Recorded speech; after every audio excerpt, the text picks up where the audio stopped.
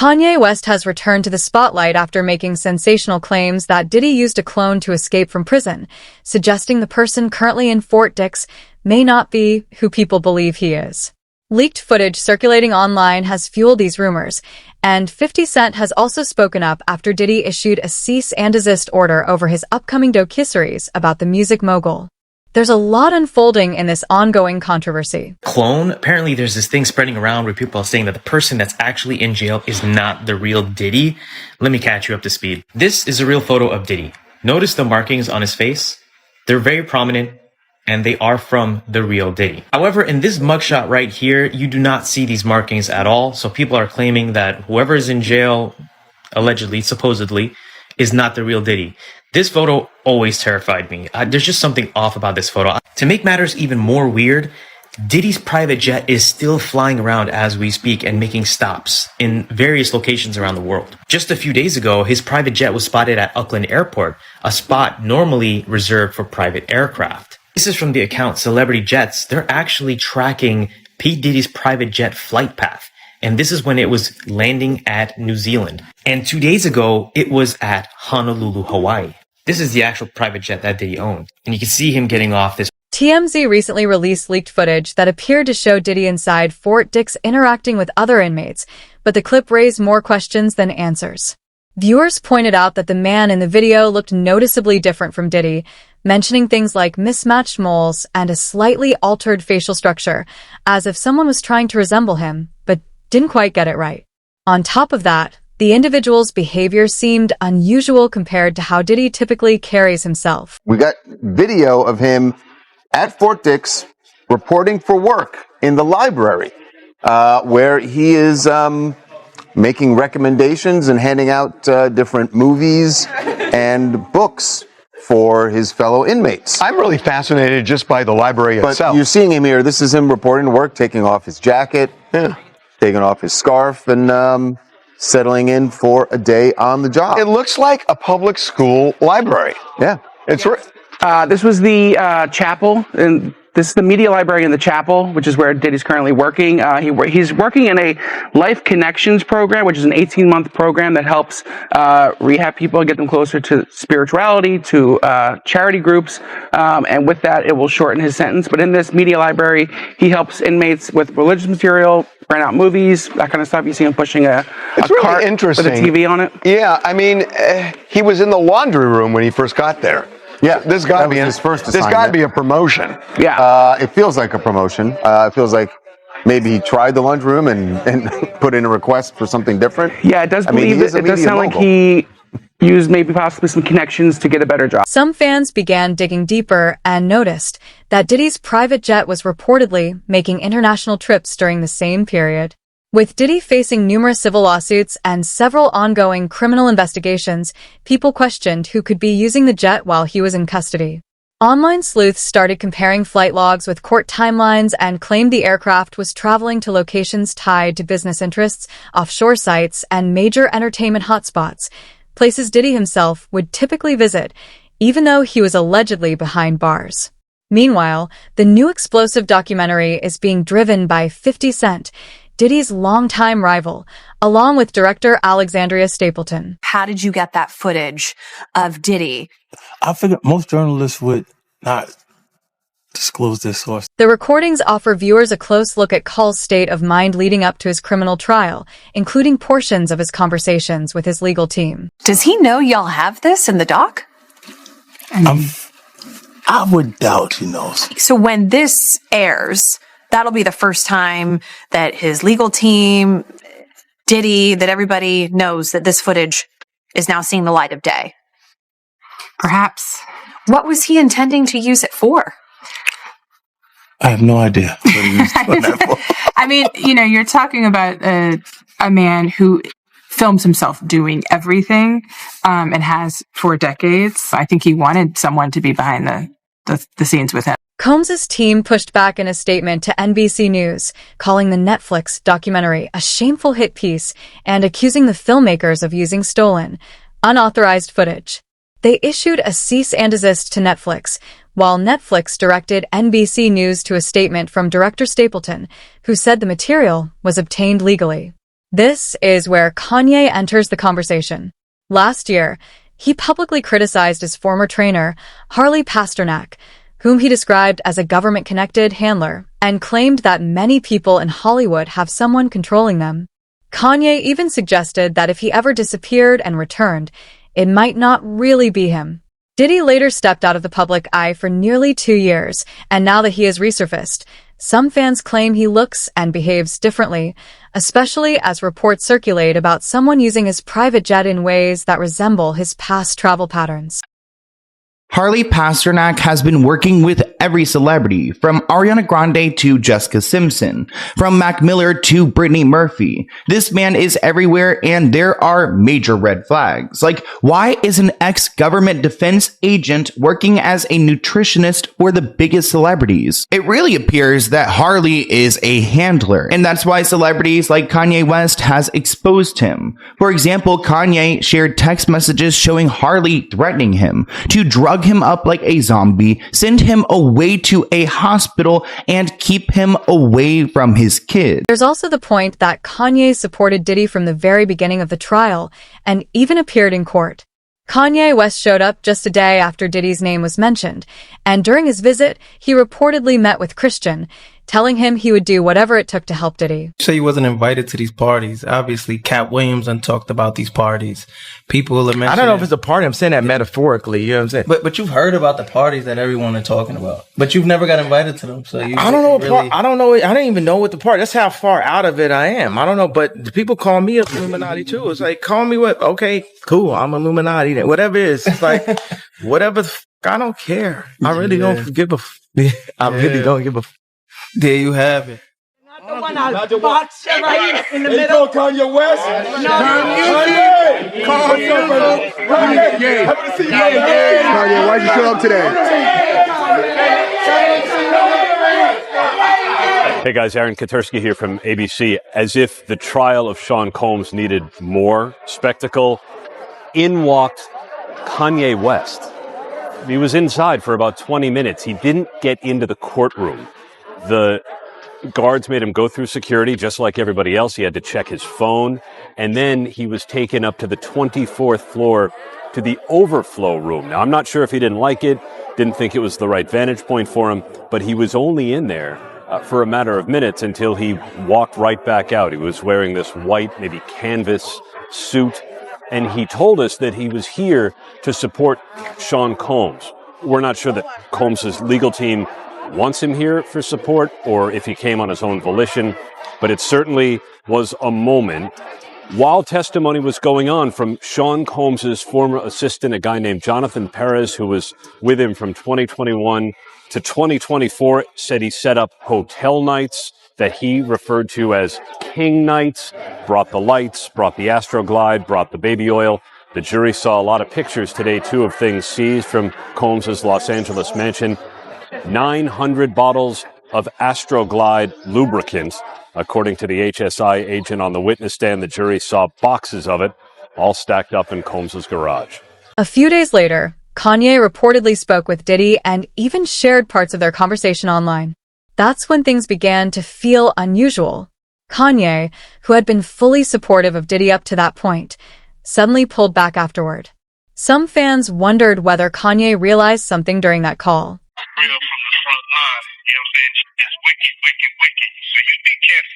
Yeah. I can't do nothing for 15 days. You know what I'm saying? I need you out there, you feel me? Yeah. I hear you. Yes, sir. Yeah. Yes, sir. And have some fucking fun. Yeah. Having no fun. And then get behind the mic, have some fun. Chop up them samples, get that one hit man vibe.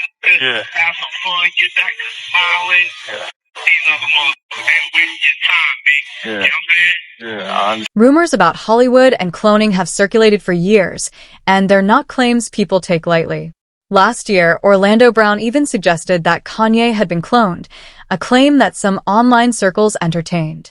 Kanye himself has spoken about cloning in a more symbolic, speculative way, once commenting about Elon Musk by saying, "Am I the only one who thinks Elon could be half Chinese?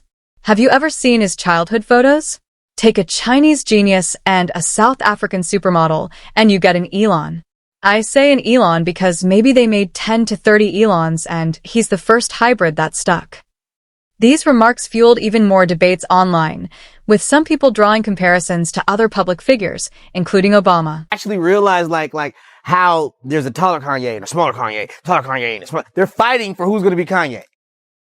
They're fighting for who's going to be Kanye, dude, right in front of you. And it's like, yo, bro, leave my brother alone. So Orlando is claiming that there were two Kanyes, but he isn't new to crazy claims, so he may not be the most reliable source. After this claim made by Orlando Brown and all the controversies he was in, Kanye shared a message from his personal trainer Harley Pasternak that was quite haunting. This is the guy Kanye was with when he was first taken to the hospital and given meds for his bipolar disorder. Harley has worked with many celebrities, including many people who have died to drug-related incidents like Mac Miller and Brittany Murphy. This has led theorists to believe that Pasternak may have had a hand in these people's deaths. Kanye West calls Twitter chief Elon Musk a half Chinese clone engineered like Obama. Boom. Musk says he's taking West's comment as a compliment. That's great. That's great. Well, there you go. You let him back on Twitter. Jesus Christ. Enough already. Well, just, yeah, he's not right, but duh. Kristen Cavallari has also weighed in on the Kanye cloning rumors. On her podcast, she discussed her belief in the idea of celebrity clones and speculated that Kanye West might have been replaced by an Illuminati clone, pointing to shifts in his appearance and the period when he stepped out of the public eye. Kristen Cavallari, renowned hip-hop critic, is weighing in on Kanye West. This just seems bizarre, especially because the way she's not actually, I guess she is sort of waxing, she's remembering nostalgic the good old days with Kanye. And she seems to think that the Kanye we're seeing now is not the same Kanye. I don't mean that. Like literally a different person. She's talking clones. Why? We'll get into that. But here is her theory. Kanye is a clone. I wholeheartedly believe what I'm about to say. I think there are clones, and I'm going to tell you why. Remember, he was really talking a lot. The cabal didn't like that, you know? The Illuminati, the cabal, they did not like how much he was saying. He was calling a lot of people out, and he said, if I go away and I come back and I look different, that is not me. If I ever went anywhere, we know why. What happened? He was gone for a little while. No, hold on. He wanted to gain weight. I would do that too. I'm going to do that next summer. Look at him. Compare old photos of him. It's not the same person. It's not. Don't cancel me, Hollywood. I don't know if Hollywood's going to cancel her, but you know who did cancel her, which I'm sure actually feeds into Kristen's conspiracy theory? Who? TikTok. That clip from her podcast she posted it on TikTok, and they took it down. In fact, did they shut down her whole page? No, they took that post down. And I mean, this is just going to feed into more of these crazy conspiracy theories. Obviously, TikTok took it down because it was a community guideline violation. That's what they're saying. Well, what guideline? Talking about the Illuminati? I mean the fact that that she's talking about a conspiracy theory and her only evidence is that he looked. And it isn't just Diddy and Kanye. Kristen Cavallari has continued discussing these theories in later episodes, extending similar clone speculation to Britney Spears. She suggested that the Britney the public sees might not be the real one, claiming the pop star even reached out to her before allegedly cutting off contact. It raised the question, when was the last time someone like Britney Spears personally reached out to address a rumor? I'm obviously onto something. I'm onto something. Kristen Cavallari is now attempting to clarify her previous remarks about Britney Spears. After the Hills alum suggested on her Let's Be Honest podcast that she believed Spears might be a clone, Cavallari revealed on the November 5th episode of her show that she received a surprising request. I get a call from my publicist. Okay, so he calls me and he goes, guess who wants your phone number? And I went, who? Britney Spears. And I'm going, what? I'm not going to lie though. At first, because if you didn't listen to the last episode Justin and I did, go listen. But we talked about Hollywood conspiracies and I said, my big thing was Kanye West, I think, is a clone. But also I said, Britney is not. The 37-year-old, who previously met Spears during her Las Vegas residency in 2014, explained that she believed the pop star had heard her podcast comments and wanted to address and dispel the rumors. Initial reaction was, I was scared. I'm not going to lie. I was honestly like, oh my God. Like you thought it was the Illuminati or the Cabal? Like they're on to me, man. Okay. They didn't like that podcast episode. So I'm like, give her my number. Like, great. Kristen explained that she and her publicist were later added to a group text that included Brittany and her manager. Manager puts us on a group chat and says like, oh, ladies, like, or he called us icons, but Gotta get that two in there. icons coming together, blah, blah, blah. And then Brittany sent me a text and I'm not going to read it. I would love to read it. Just take my word. Why on would you that. love to read it? Because I know why you would love to read it. It was a bit of a roller coaster. And it was like, no, that's Britney Spears. Nobody can fake that. That's not, or it's the Britney Spears that's put out to us right now. Because it was Or like it's one her big clone. run-on sentence. Or it's her clone. Her clone let me know that she's not a clone. That's a red flag. Only a clone would say something like that. This idea may not be as far-fetched as it sounds. Diddy has reportedly worked with federal authorities for years and maintained close ties to the government, making it theoretically possible if such an operation were ever pursued. So now we have two people come out saying that Diddy was talking to the feds. Do you think that's true? Whether it's true or not, and he might have been cooperative in some way, shape, or form, you don't get away with human trafficking unless you give up John Gotti or something like that. And that's not what happened here. I can tell you, Jesse, that this investigation's been going on for a long time, very closely held by HSI, so much so that even some of the agents on the raid a week ago today didn't know whose house they were raiding until they got there. That's how closely held this Wow, because there could have been a tip. Absolutely. And there are allegations that he was paying law enforcement through his chief of security, which also happened to be Michael Jackson's chief of security. I don't know if I buy into that. You know, people in Diddy's situation like to have those involved in law enforcement close to them. But that doesn't mean they're taking payoffs. That doesn't mean they're doing big favors. They like that closeness. It's just like how Diddy was able to court Diageo or Estee Lauder. He was very successful in doing that, and that made him a lot of money and gave him credibility outside the hip-hop rap world. And that's what he was trying to do here, a lot like what Epstein did with very powerful political and business figures. You got to realize one thing. That boy life is dangerous. His life isn't, he's just not dangerous with the shit they said he was doing, but he's in danger. He know too much. One thing you got to realize is he probably having a conversation right now with the higher ups and everybody else to figure out how it's going to work itself out. Because he know all the secrets. And if he get to run his mouth, it could be a bad look. I look at it like the most important thing is the industry need to be built over. You have all these executives, there's somebody who's their father, their grandfather, or all these type of stuff, and they don't give people the opportunity to grow and learn. I know when I first started in this business, it wasn't a machine. I had to be the machine. I had to figure out how to get my songs on the radio. Because at that time, they was getting 5%, and they got 10%. They was popping champagne bottles. I went from 95% of the songs you hear on the radio was my songs into 97%. So you had to really do all this thing and really do. If Diddy was influential enough to seek a presidential pardon, some wonder what might be beyond his reach, like the idea of a clone taking his place. With decades of influence, connections across politics, entertainment, and finance, and access to vast wealth, he theoretically could have the resources to shape public perception about who is actually behind bars. And this isn't just any celebrity. Diddy's network and clout run deep across multiple industries. Diddy could be a free man by the end of this week. We broke a story last night that Donald Trump is seriously considering commuting his sentence. And there has been a lot of fallout with our story. By the way, commuting his sentence before he's even in a prison. Right. He's still at Brooklyn MDC waiting to find out which prison he's going to. But this is something that President Trump is considering. And the fact that he's considering it is causing a bit of an internal war at the White House, because not everybody in the administration thinks this is a good idea. So we are told this, and this is coming from somebody high up in the White House. We broke that story, incidentally, that right after the sentencing, his legal team, Diddy's legal team, got in touch with somebody who had the president's ear, and that the president was looking at the paperwork. And the president acknowledged that like 2 days later. Yeah, in the Oval Office. 2 days later. Yeah.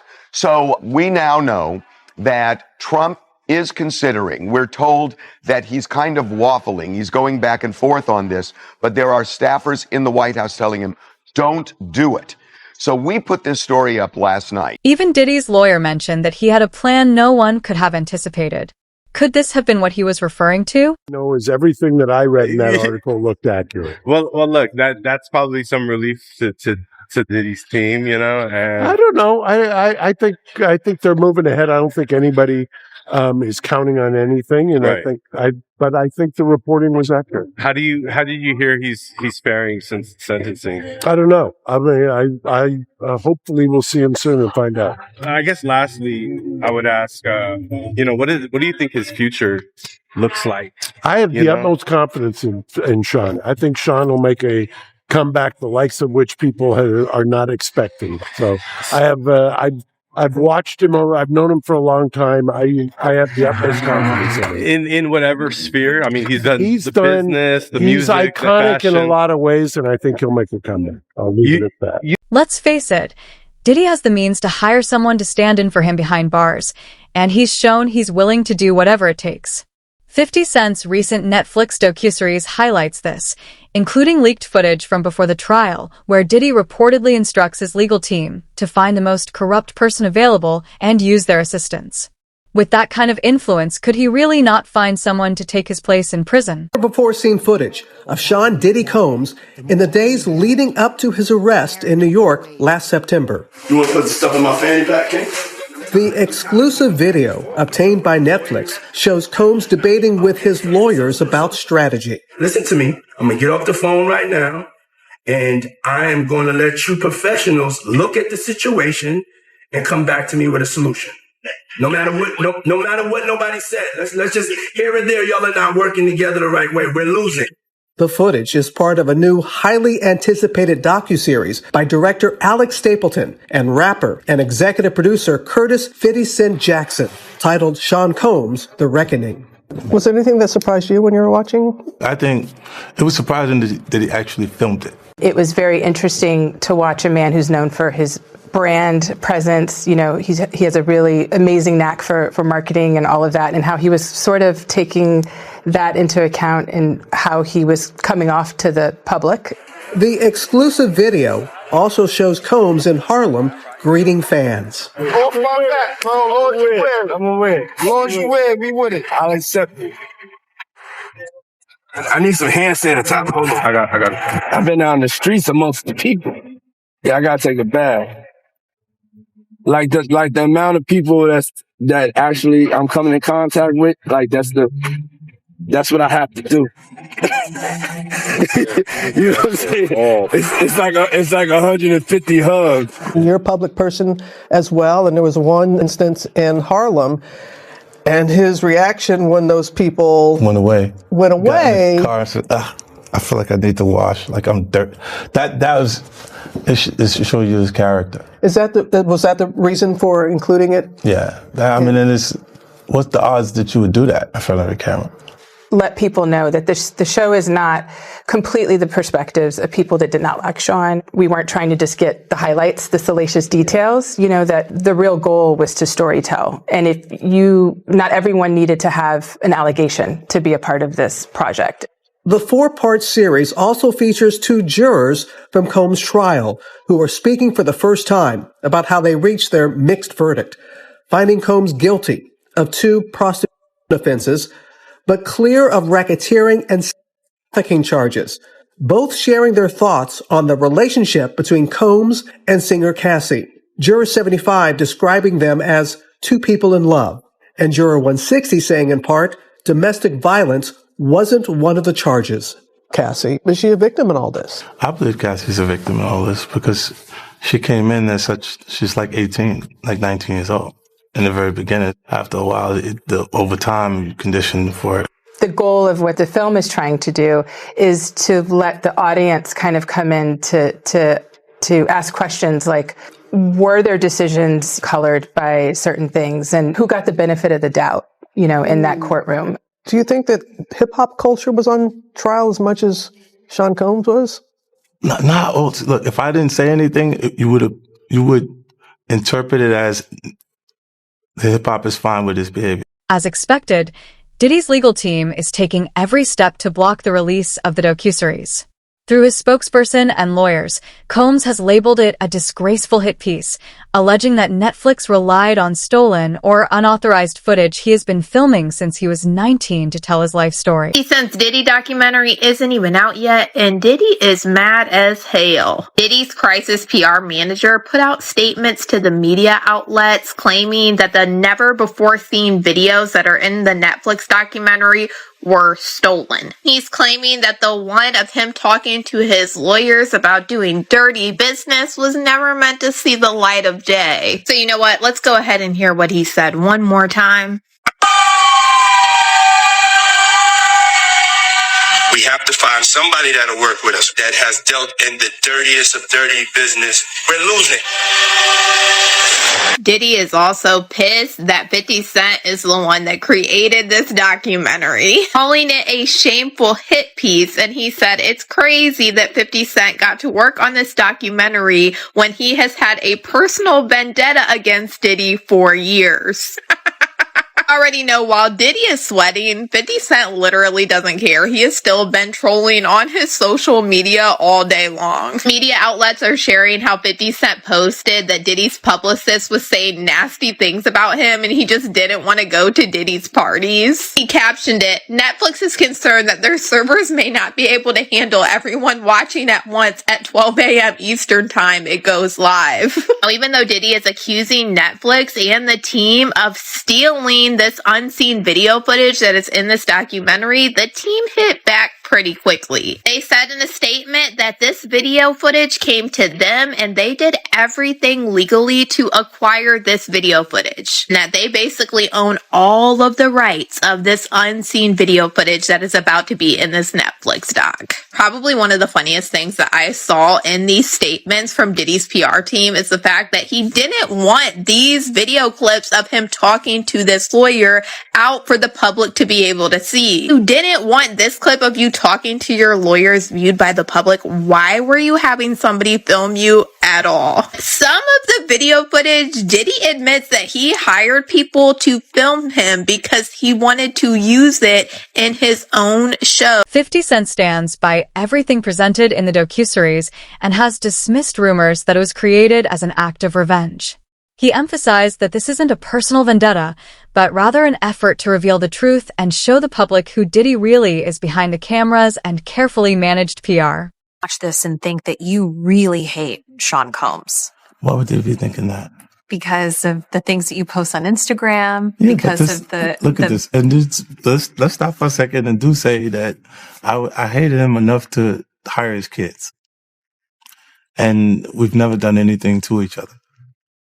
So it's just competitive energy and things that you say about other artists while you're in hip-hop culture. This documentary is one of several that has chronicled Combs' rise and fall, but Stapleton says theirs is different. Yeah, there's a lot of new information. No one had ever really put it together like that before. For 50 Cent, he says he feels a sense of obligation. Well, if I didn't say anything, you could assume that all of hip-hop culture is comfortable with his actions. This documentary is one of several that has chronicled Combs' rise and fall, but Stapleton insists that theirs offers a unique perspective. Can you tell us about it? So there's a lot more of this never before seen footage, Tom, of Combs having really private conversations with his legal team. And you really get a sense of his mindset ahead of his criminal trial, which is really fascinating for me because he never did any sit down interviews ahead of the trial. So you finally get to see what his strategy was and how worried he was. But clearly, perhaps he didn't think that he was going to go to prison because he's filming this documentary.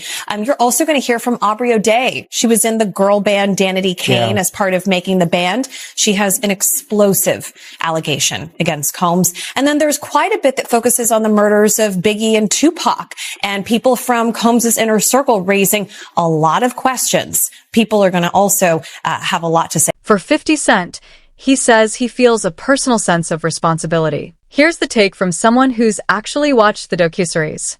And if even half of their claims hold up, some of Hollywood's biggest secrets could soon come to light. So what's the truth? Is Diddy really behind bars? Or has the industry pulled off one of the biggest celebrity swaps ever? Is Kanye speaking honestly, or just fueling controversy? How far does it all go? Body doubles, secret deals, federal involvement.